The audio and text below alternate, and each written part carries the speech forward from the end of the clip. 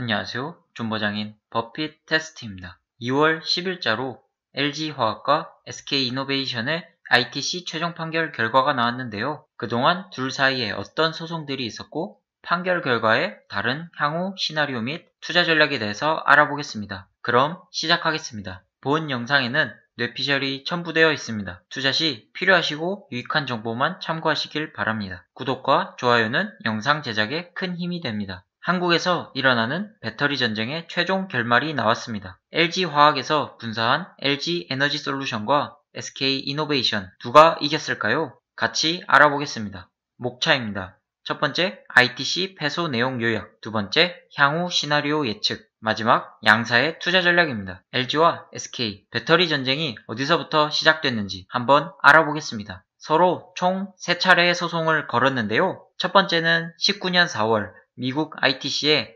영업비밀 침해로 LG가 SK를 소송 걸었습니다. SK 차원에서 조직적으로 증거인멸 정황이 보이고 LG에서 SK로 이직하면서 정보를 빼돌렸다는 게 LG의 입장입니다. 사실 직원 복지는 LG보다는 SK가 훨씬 좋기로 소문이 나서 이직하는 게 당연하다는 게 그 당시 분위기였는데요. 기술 유출 여부를 어떻게 받아들였을지 뒤에서 설명드리겠습니다. 두 번째 소송은 명칭은 비슷하지만 살짝 다른 특허침해 고소입니다. SK가 LG를 고소했고 세 번째 소송이 LG가 맞고소를 한 것입니다. 어쨌든 이번 ITC 판결은 첫 번째 소송인 영업비밀 침해에 관한 결과이니 꼭 기억해 두시길 바랍니다. 우리는 사실 결과를 모두 예측하고 있었습니다. 20년 2월에 이미 ITC에서 조기 판결로 LG의 손을 들어주었기 때문입니다. 자, 결론부터 말씀드리면 최종에서도 ITC에서는 LG에너지솔루션의 손을 들어주었습니다. ITC에서 요구하는 사항은 SK 배터리 10년간 수입 금지인데요. 그럼 미국에서 제조한 건 팔아도 되는 거 아니냐 하실 수도 있는데요. 금지 항목에 셀, 모듈, 팩,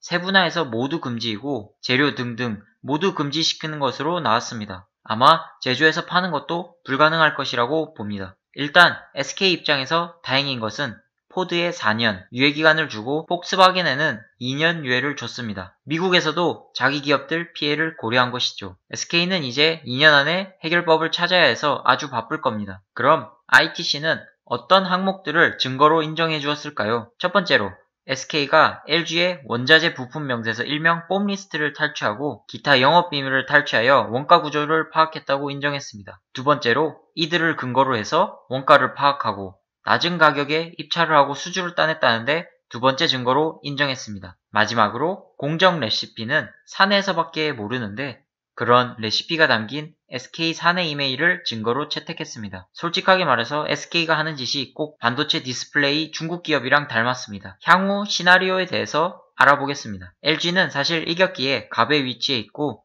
SK가 어떻게 하느냐에 달렸습니다. SK가 할 수 있는 것 중 첫 번째는 바이든의 ITC 결과 거부권에 기대를 거는 것인데요. 이미 조지아 SK 배터리 공장에 투자를 진행 중인 SK 입장에서 양질의 일자리와 공공이익을 근거로 바이든에게 어필하려고 합니다. 하지만 거부권 행사한 사례는 애플 대 삼성 소송 당시 ITC가 삼성 손을 들어주었지만 오바마 대통령이 거부권을 행사한 게 거의 유일할 정도로 기대감이 많이 났습니다. 가장 유력한 SK의 행보입니다. ITC는 민사소송으로서 최종 결정이 나더라도 양사 간 합의가 이루어지면 결과를 원복시킬 수 있습니다. 그렇다면 합의를 하려면 무엇이 중요할까요? 당연히 합의금입니다. 이전에도 합의하려고 했으나 LG 측에서 2조 이상의 합의금을 요구했고 SK는 수천억 원대로 퉁치려고 했습니다. 하지만 ITC 패소라는 큰 짐을 가지고 있는 SK는 2조 원 정도의 합의를 진행할 수밖에 없을 것입니다.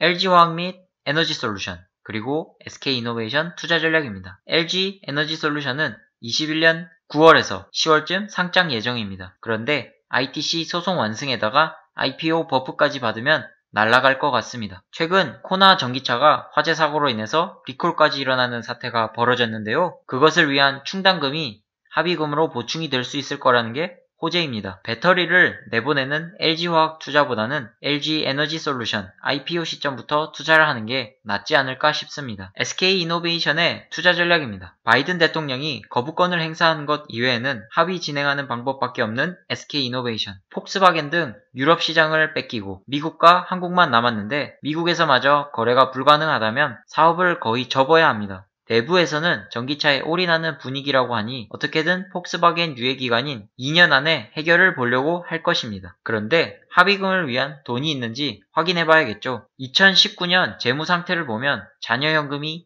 2.1조 정도로 아주 간당합니다. 하지만 최근 미국 1, 2공장, 헝가리 3공장까지 추가 투자를 진행하면서 대규모 투자를 단행하고 있습니다. SK이노베이션의 캐시플로우였던 SK이노베이션의 알짜 산업인 정유 부문, 일명 기름집이라고 하는데요. 코로나 악재의 직격탄을 맞으며 대규모 적자를 보았습니다. 영업손실 2조 5천억 원 수준으로 그럼 잔여현금이 거의 없다는 소리가 되겠네요. 그렇기 때문에 굳이 리스크만 있고 기술력도 아직은 부족한 SK보다 LG 에너지솔루션 상장하면 투자하는 것이 더 나아 보입니다. 오늘은 최근 핫한 LG와 SK의 배터리 전쟁, ITC 판결 결과에 대해 알아보았습니다. 워렌 버핏이 한 명언이 있습니다. 위험은 자신이 무엇을 하는지 모르는 데서 온다. 향후 리스크를 차차 알아가 봐야겠지만 리스크도 모른 채 무조건 배터리 시장만 믿고 전 재산을 올인하는 실수는 자제하시길 바랍니다. 오늘도 페이스메이커로서 도움이 되셨다면 구독과 좋아요 부탁드립니다.